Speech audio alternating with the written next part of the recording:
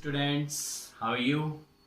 I hope you all are very fantastic students. आज हम business study का lecture number 2 start करने वाले हैं, चैप्टर नंबर 1। लेक्चर नंबर 2 में आज हम सीखने वाले हैं बिजनेस एक्टिविटीज। बिजनेस एक्टिविटी की अगर हम बात करते हैं तो इसको दो पार्ट्स में डिस्ट्रीब्यूट किया गया है। Number 1 industry, number 2 commerce. तो आज हम बात करने वाले हैं इंडस्ट्री। सबसे पहले बात करते हैं इंडस्ट्री की। What is industry? इंडस्ट्री की अगर हम बात करें तो जहां पर रॉ मटेरियल को लाकर अपने मशीनरी को स्टैब्लिश करके किसी भी प्रोडक्ट को प्रोड्यूस किया जाता है, उस प्लेस को हम बोलते हैं इंडस्ट्री। जैसे आपने सुना ही होगा, बहुत सारी इंडस्ट्रीज हमने आसपास अपने देखते हैं। कहीं पे टेक्सटाइल इंडस्ट्री होती है, कहीं पर किसी चीज की, कभी किसी चीज की, मतलब हमारे आसपास बहुत सारी इंडस्ट्रीज होती हैं। यानी कि अगर हम बात करते हैं सपोज दैट क्लोथ्स की, तो क्लोथ भी किसी ना किसी फैक्ट्री के अंदर बनता है। तो वो क्या है, वो वहां पर कपड़ों की इंडस्ट्री लगी हुई है, तो वहां पर कपड़े बन रहे हैं। इस टाइप से हम बात कर रहे थे इंडस्ट्री की। तो इंडस्ट्री को यहाँ पर 3 पार्ट्स में डिस्ट्रीब्यूट किया गया है। नंबर 1 प्राइमरी, नंबर 2 सेकेंडरी और नंबर 3 टेरिटरी। यहाँ पर जब हम बात करेंगे नंबर 1 प्राइमरी की, तो प्राइमरी इंडस्ट्री कौन सी इंडस्ट्री होती है? प्राइमरी इंडस्ट्री वो इंडस्ट्री होती है जहां पर हम प्लांट्स और एनिमल यानी कि नेचुरल रिसोर्सेज का यूज करके हम इंडस्ट्रीज को आगे बढ़ाते हैं। मतलब डायरेक्ट हम नेचर से कलेक्ट करते हैं।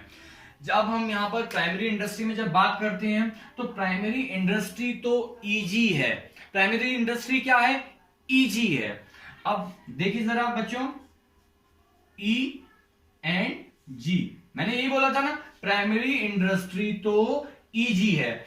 ई for extractive and G for genetic. यानी कि प्राइमरी इंडस्ट्री को यहां 2 पार्ट्स में डिस्ट्रीब्यूट कर दिया जाता है, extractive and genetic.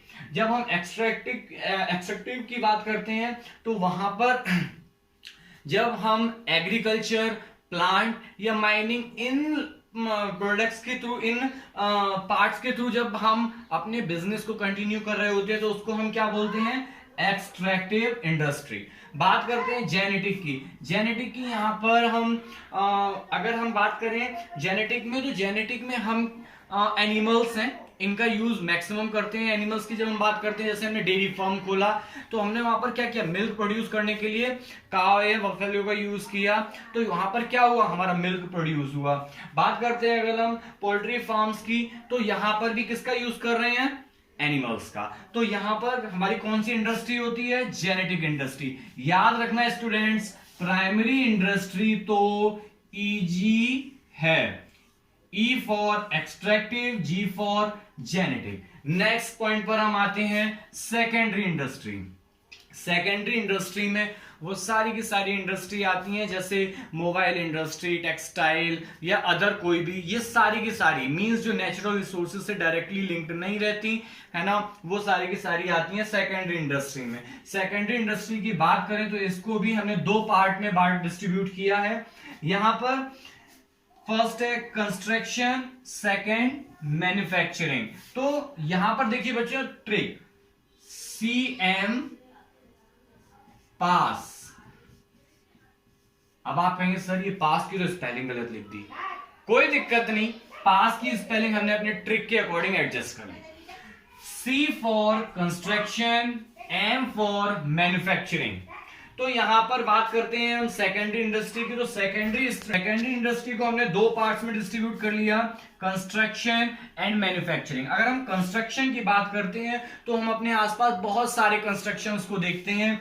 For example dams, bridge, road तो एक बहुत कॉमन एग्जांपल है। रोड आपके आसपास बन रहे हैं, जैसे कि आपने अपने घिरोर में भी देखा होगा, वहां पर अभी कंस्ट्रक्शन चल रहा है रोड का, ठीक है ना। तो जितने भी कंस्ट्रक्शन होते हैं वो सारे के सारे किस में कवर होते हैं?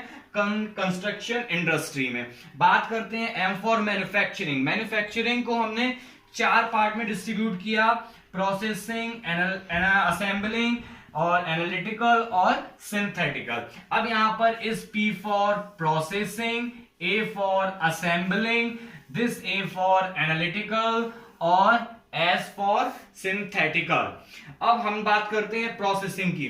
प्रोसेसिंग में हमारी वो इंडस्ट्रीज कवर होती हैं जहां पर हम किसी प्रोडक्ट को बनाने के लिए एक लंबे प्रोसेस से कंटिन्यू करते हैं, मींस लंबे प्रोसेस से गुजरना पड़ता है। जैसे कि हम बात करते हैं शुगर की, तो शुगर के लिए क्या होता है, सबसे पहले हम शुगर कैन्स को यानी कि गन्ने को कलेक्ट करते हैं, उसमें से क्या करते हैं, जूस निकालते हैं। आप लोगों ने यूज पिया भी होगा गन्ने का जूस, है ना। आई थिंक आप सब नहीं पिया होगा, ये तो बहुत कॉमन ड्रिंक है भाई गर्मियों में। तो गन्ने का जूस जो होता है, सबसे पहले हमने उसको जूस को निकाला, जूस को क्या करते हैं, एक लंबे प्रोसेस पे एक टेम्परेचर पे उसको गर्म किया जाता है, फिर उसमें केमिकल्स को यूज किया जाता है जिससे उसका ब्लैक कलर निकल सके, और पूरा प्रोसेस खत्म होने के बाद हमें क्या मिलता है, sugar. Same as paper example, paper को भी एक उसके लंबे पूरे प्रोसेस से होकर गुजरना पड़ता है, उसके बाद हमें क्या प्रोडक्ट रिसीव होता है, पेपर, ठीक है ना। तो प्रोसेसिंग के लिए एग्जांपल है sugar and paper. Next assembling. Assembling की बात करते हैं, इसके लिए तो बहुत बढ़िया बढ़िया एग्जांपल आपके सामने है। फॉर एग्जांपल आपका कंप्यूटर, पर्सनल कंप्यूटर, उसमें क्या होता है, उसमें आपका माउस अलग है, कीबोर्ड अलग है, सीपीयू अलग है, यूपीएस अलग है, सारे के सारे पार्ट्स अलग अलग हैं, बट उनको असेंबल करके एक बना दिया जाता है। बात करते हैं आपका मोबाइल फोन। मोबाइल फोन को एक साथ नहीं बनाया जाता, उसके अलग अलग पार्ट्स लाए जाते हैं, जनरेट किए जाते हैं और उनको असेंबल कर दिया जाता है और आपका मोबाइल बनके रेडी हो जाता है, जिसको आप आज यूज कर रहे हैं, जिसके थ्रू आज आप पढ़ाई भी कर रहे हैं, ठीक है ना। उसके बाद हम बात करते हैं इसमें टीवी। टीवी को भी असेंबल किया जाता है, ध्यान रखिएगा, टीवी एक साथ नहीं कहीं भी मैन्युफैक्चरिंग कर दी गई, असेंबल, उसके अलग अलग पार्ट्स बने, अलग अलग फैक्ट्रीज में उनको एक जगह लाया गया, असेंबल किया गया और मार्केट में सेल करने के लिए भेज दिया गया। नेक्स्ट है एनालिटिकल। एनालिटिकल की बात करते हैं तो एनालिसिस चलते हैं हम एक, अगर हम बात करें जैसे एनालिटिकल में ऑयल रिफाइनरीज की, ऑयल रिफाइनरीज होती हैं तो वहां पर क्या होता है कि सबसे पहले, जैसे अगर हम देखें तो ऑयल रिफाइनरी में सबसे पहले क्रूड ऑयल जो होता है उसको निकाला जाता है समुंदर से, ठीक है ना। अब हमने ऑयल निकाल लिया, वहां पर क्या होता है, केवल हमें ऑयल मिल गया, बट उसके अंदर ध्यान रखिए कई सारे टाइप के ऑयल्स मिक्स होते हैं, जैसे आपका पेट्रोल, डीजल, कैरोसिन, याद रखिएगा ये सारे के सारे उसमें, या इनफैक्ट ग्लिसरीन ये भी उसमें इंक्लूड होता है, मोम, है ना। ये सारे के सारे प्रोडक्ट ऑयल में से अलग किए जाते हैं, ठीक है ना। तो ध्यान रखिएगा एनालिटिकल। नेक्स्ट है सिंथेटिकल। सिंथेटिकल में हम जब बात करते हैं तो इसमें एक प्रोसेस का मीन्स है, इसमें केमिकल रिएक्शंस भी इंक्लूड की जाती हैं, जैसे कि हमने एग्जांपल यहां दिया भी है आपको, पेंट।